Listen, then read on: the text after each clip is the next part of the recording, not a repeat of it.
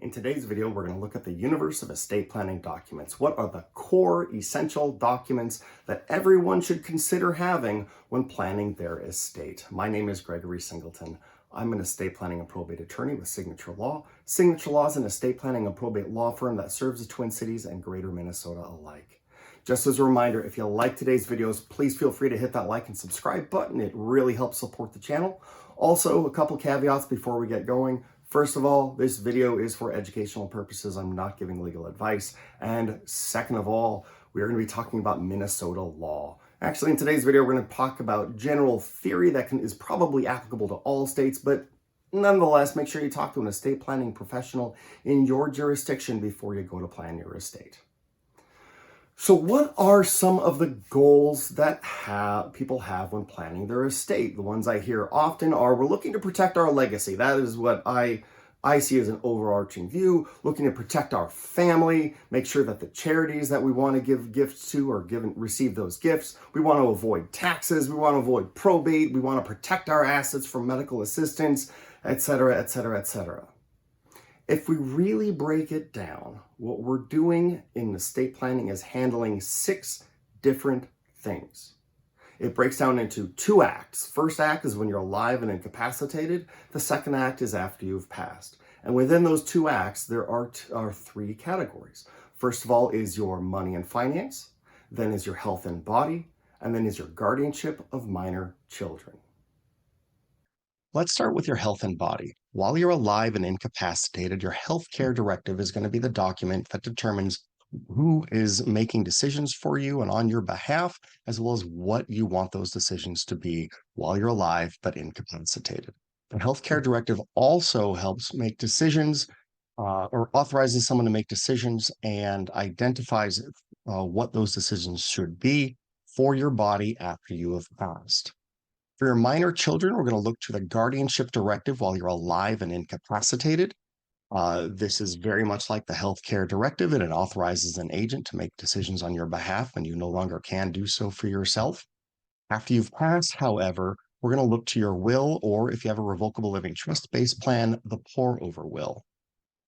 That will determine who is a permanent guardian for your children when everyone who has parental authority has passed. For money and finance while you're alive and incapacitated, we're generally going to look to the durable financial power of attorney. Notably, the revocable living trust is an incredibly powerful tool for managing your money and finances while you're alive and incapacitated, having a successor trustee come in and make those decisions as you instruct. After you've passed, we're going to look to the will. The will is the granddaddy of all estate planning documents. If you do not want to have a will and want to avoid probate, or for some other reason want to do so, you can use a revocable living trust. This will supplant the will and take its place essentially and manage those assets that you've put in the trust just as a will would. Now, not every plan is going to have all of these documents. Certainly, if you don't have minor children, you don't need to worry about a guardianship directive. If you don't have a revocable living trust, you have a will and therefore no pour-over will. There's also other additional documents that may apply. There could be a transfer on death deed or redeeding property with life estates. There's also additional documents that can manage other aspects or subcategories of these 6 categories we've talked about. There's asset trusts, such as cabin trusts and gun trusts. There's protection trusts, such as medical assistance asset protection trusts. And then there's the whole alphabet soup where you're dealing with specific circumstances, such as QDOTs, ILITs, Q-tips, A&B planning, etc.